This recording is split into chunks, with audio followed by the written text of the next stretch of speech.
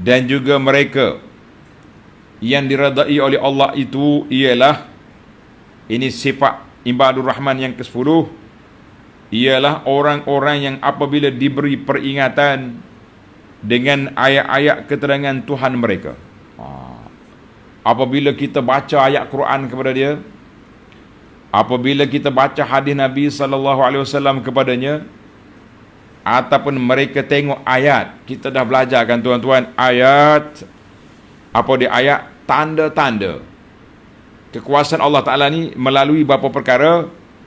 Al-Quran dipanggil ayat makru'ah, ataupun sunnah Nabi SAW yang sahih yang sampai kepada kita, ataupun ayatun musyahadah, ayat manzurah yang kita tengok dalam dunia ini.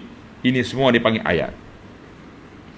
Jadi orang yang soleh ni bila dia tengok ayat-ayat kekuasaan Allah Azza wa Jalla, lam yakhiru 'alaiha summan wa umyana, tidaklah mereka tunduk mendengarnya secara orang yang pekak dan buta. Jadi orang pekak ni dia dengar, tapi dengar tak dengar, orang panggil dengar tak tahu apa. Itu bahaya. Tengok nota di bawah, yakni mereka akan mendengar dan melihatnya dengan bersungguh-sungguh, dengan pendengaran dan penglihatan yang terang dan jelas nyata. Dia dengar betul-betul, dengar bersungguh-sungguh. Sebab apa? Mereka nak mengambil pengajaran, mengambil nasihat, mengambil faedah daripada ayat-ayat yang dibaca, yang dilihat. Tapi kalau orang lain tidak, dia dengar macam lembu kenyang, dia dengar macam bobok kapi, dia dengar Nabi baca, dia pula pergi buat hingga bangar kan. Allahu Akbar. Maknanya Allah Ta'ala bukan nafi ayat ini menafikan orang itu tak tunduk. Tidak. Nafi tak mengambil pendengaran yang berfaedah. Maka dia kata, lam yakhiru 'alaiha summan wa umyana, tidak tunduk, tidak lari, buat tak dengar, buat tuli, tidak. Jadi orang yang ibadur rahman, bila dia dengar ayat-ayat Allah, mereka akan buka telinga. Ini kita kadang-kadang tak mau buka telinga, ni masalah. Orang duk baca ayat Quran, baca hadis Nabi SAW, baca ulama tafsir, ulama salafus salih. Kita masuk bukan nak dengar, masuk duk komen, tulis tuduhan-tuduhan jahat, macam-macam tuduhan yang dibuat. Itu dia panggil masuk majlis orang untuk provokasi. Saya nasihatkan kepada pelajar-pelajar, tak usahlah pergi duk masuk majlis orang, kacau situ, tak payah. Kita dengar, oh dia ni banyak cerita merapu, merepek je, kita kata, ya apa ni, marru kirama, tinggalkan majlis itu, jangan duduk pergi duduk kacau kita buat apa situ. Kalau kita nak berdebat, kita buat majlis debat, baru senang. Baik, panjang lagi ayat kita ni. Kita pergi kepada ciri keistimewaan ibadur rahman yang ke-11, iaitu al-ibtihal. Aman ibtihal, sentiasa berdoa kepada Allah dengan rintihan, dengan tangisan, dengan rayuan kepada Allah Azza wa Jalla. Sebagaimana kata Nabi SAW, kalau kamu minta dengan bersungguh-sungguh, muqinun bil ijabah, kita yakin Allah Ta'ala kabulkan permohonan kita. Kalau main Tuhan terima ke tak? Aku punya doa ni jadi duk main lah. Kita yakin sebagaimana janji Allah, ud'uni astajib lakum. Kamu doa, aku perkenankan. Tak keyakinan. Mana Tuhan perkenankan doa kita, Tuhan cuma bagaimana Tuhan nak kabul permohonan kita, itu di bawah ilmu Allah, di luar kuasa kita. Baik para pelajar sekalian, sifat ibadur rahman sentiasa berdoa, merendah diri kepada Allah Azza wa Jalla. Bagaimana? Tengok ayat yang ke-74. وَالَّذِينَ يَقُولُونَ رَبَّنَا هَبْ لَنَا مِنْ أَزْوَاجِنَا وَذُرِّيَّاتِنَا قُرَّةَ أَعْيُنٍ. Dan juga mereka ibadur rahman yang diredai Allah itu ialah orang-orang yang berdoa dengan berkata. Tuan-tuan dan puan-puan, tanda doa ni ambil bermula daripada perkataan Rabbana. Jangan ambil daripada walladzina yaqulun, itu Allah cerita. Oh ibadur rahman Ini sifat mereka sentiasa berdoa. Apa doa dia? Bermula dari Rabbana. Tuan-tuan tanda itu.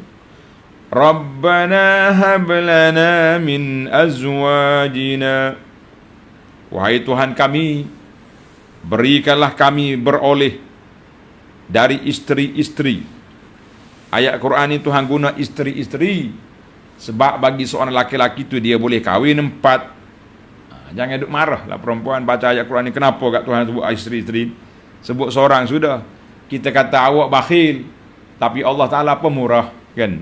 Kita kata kepada muslimat kita ni sebahagiannya bakhil dia ni.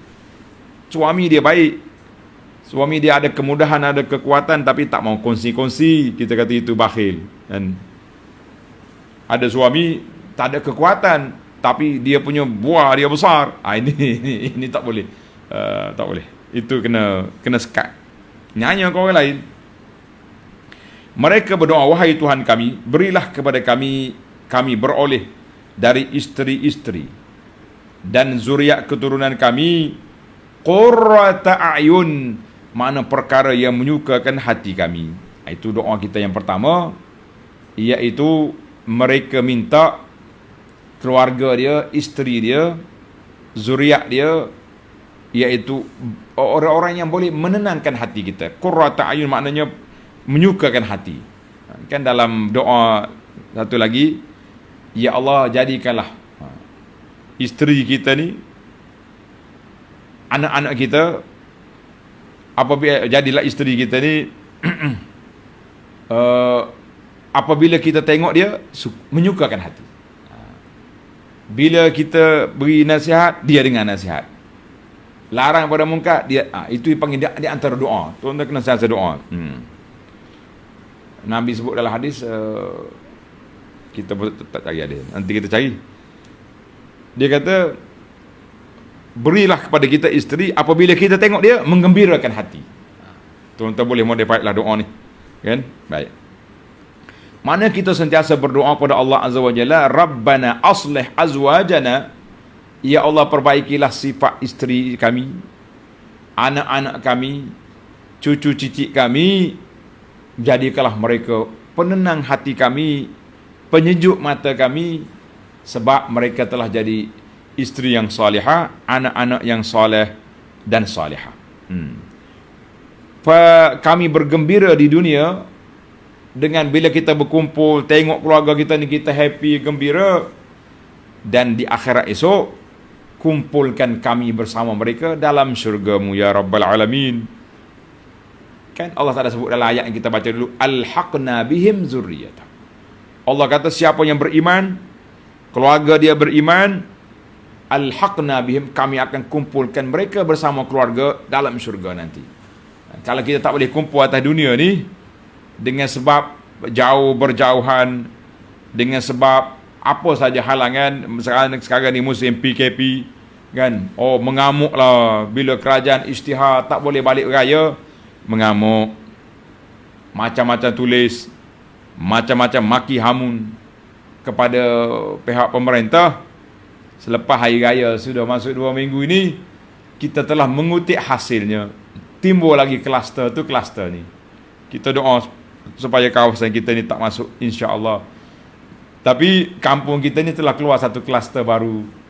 Katanya KKM hasil daripada anak balik raya daripada bandar besar.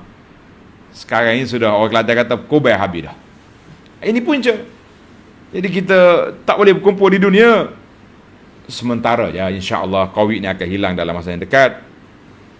Tapi yang kita bimbang, kita duka cita, nak takut tak boleh berkumpul di akhirat nanti. Allahu Akbar. Ada sebahagian yang soleh masuk syurga, yang tak soleh ke neraka. Maka yang terbaik kita berkumpul balik di akhirat nanti. Itulah yang kita kendaki. Baik, para jemaah sekalian, kita berkumpul di dunia. Kumpul dunia ni kalau tak boleh kumpul secara fizikal, kita sekarang ni sudah boleh berkumpul dengan cara apa? Dengan cara alam maya. Itu semua Allah Ta'ala bagi kepada kita ni. Kita ni mudah nak marah tak terpasal, kan? Baik, kata di para ulama, mereka minta di sini, sa'alu azwajan wa zurriyatan fid dunya. Kita minta keluarga kita dalam dunia ni duduk bersama kita baik-baik semua, dan kita minta Allah Ta'ala kumpulkan nanti di akhirat. Alhamdulillah. Kita pergi kepada ayat permintaan yang seterusnya. Waj'alna lil muttaqina imama.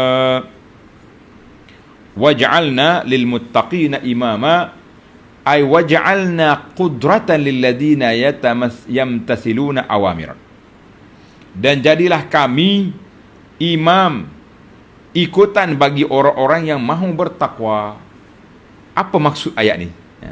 Agak suka sikit kan maksud ayat ni apa? Tuan-tuan tengok dia punya nota kaki 1194. Yakni mereka sentiasa memohon kepada Allah Azza wa Jalla semoga anak isteri dan keturunan mereka tetap di dalam iman dan beramal soleh. Mereka juga memohon semoga mereka sendiri diberi ilmu yang luas dan diberi taufik untuk mengerjakan kebajikan, sehingga dapat menjadi ikutan dan contoh yang baik bagi orang yang mahu memelihara dirinya dari larangan Allah. Jadi kita ni para jemaah sekalian, kata orang usul dakwah kita ni ada 3. Yang pertama ilmu, yang kedua amal, yang ketiga taksir, memberi kesan. Dakwah kita ni memberi kesan kepada orang, itu dipanggil taksir. Maka orang nak jadi ketua, nak jadi pemimpin, kena ada 3-3. Ilmu, amal, dan kata-kata dia memberi kesan kepada orang. Kadang-kadang orang ni bercakap perlahan je, tapi orang dengar. Ada orang berdegar-degar cakap begini, tapi orang ketawa je. Bolehlah buat suka-suka, habis kuliah tak ada apa, kosong kata orang. Itu dia panggil usul dakwah. Kita kena ada 3 perkara: ilmu, amal dan taksir, kesan kena ada. Maka doa kitanya waj'alna lil muttaqina imama, biarlah Allah Ta'ala beri kepada kita kepimpinan, sifat qudwah. Maknanya kita nak jadikan diri kita ni model, menjadi contoh. Kita kena jadi baik dulu baru orang buat contoh. Kalau tak jadi baik, orang contoh juga tapi contoh yang tak baik, na'udzubillah kan, na'udzubillah. Jadi kita nak biarlah kita menjadi pemimpin, contoh, qudwah, yaqtaduna bina fid dunya kan. Mereka jadi, kita jadi model ikutan kepada orang di dunia, dan menjadi contoh kebajikan. Kalau orang nak buat kebajikan, orang nampak kita. Buat kebajikan, orang nampak kita. Cuma kita kena hati-hatilah para jemaah sekalian, jangan sampai peringkat kita menjadi mencipta persepsi sehingga orang ta'assub kepada kita. Ini satu benda yang berbahaya. Ini ada setengah orang ni dipanggil mencipta persepsi. Bila kita buat gambar-gambar yang menyebabkan sampai peringkat netizen boleh tulis, dikata kalau ada lagi Nabi akhir zaman ni, ustaz kami inilah Nabi. Punya melampau ketaksuban fanatik dia, ini cukup berbahaya. Berbahaya. Ana zaman remaja saya, zaman remaja kita dulu, ana ikuti perkembangan beberapa ajaran, beberapa kumpulan NGO. Zaman kita muda lah, tahun 80-an. Sekarang ni bukannya tua, cuma naik uban je. Waktu tu kita ikut beberapa perkembangan. Saya tak sebutlah nama-nama kumpulan kan. Ada yang bersifat parti politik, ada yang bersifat non-partisan. Kumpulan ni, tetapi yang saya nampak dia punya taksir, kesan kuat, Arkam. Arkam dia punya kesan, dia bijak. Dia membina ketaksuban para jemaah dia tu hebat, sampailah dia diharamkan. Saya lupa tahun berapa diharamkan. Waktu tu saya duduk masih belajar di Madinah. Tapi pokok dia ni, saya sudah melawat separuh Malaysia ni, dibawa untuk pergi tengok dia punya markas-markas. Itu dah dia panggil taksir cukup bahaya. Kesan. Sekarang ni pun kita tengok sebahagian daripada pendakwa-pendakwa mencipta persepsi, mencipta ni juga menyebabkan pelajar, pengikut dia taksub. Kalau orang kritik tosih dia, mati kau. Netizen akan balun, akan bantai. Ini cukup berbahaya. Kita tak boleh. Kita kena taksub kepada siapa? Kepada Allah dengan Rasul sallallahu alaihi wasallam. Lain-lain manusia itu dia panggil mu'arradatun lil khata'i was shawab, setiap manusia terdedah kepada benar dan salah. Kalau kita kata jangan naik taraf lebih tinggi sampai mereka apa yang dibuat oleh syekh kita yang kita ta'assub ini semuanya betul belaka, kita kata la, itu berbahaya. Baik, setelah kita melakukan 11 sifat, tuan-tuan ulang baliklah sifat ni. Apa yang kita dapat? Apa yang patut kita terima? Apa anugerah Allah nak beri kepada kita? Tengok ayat 75.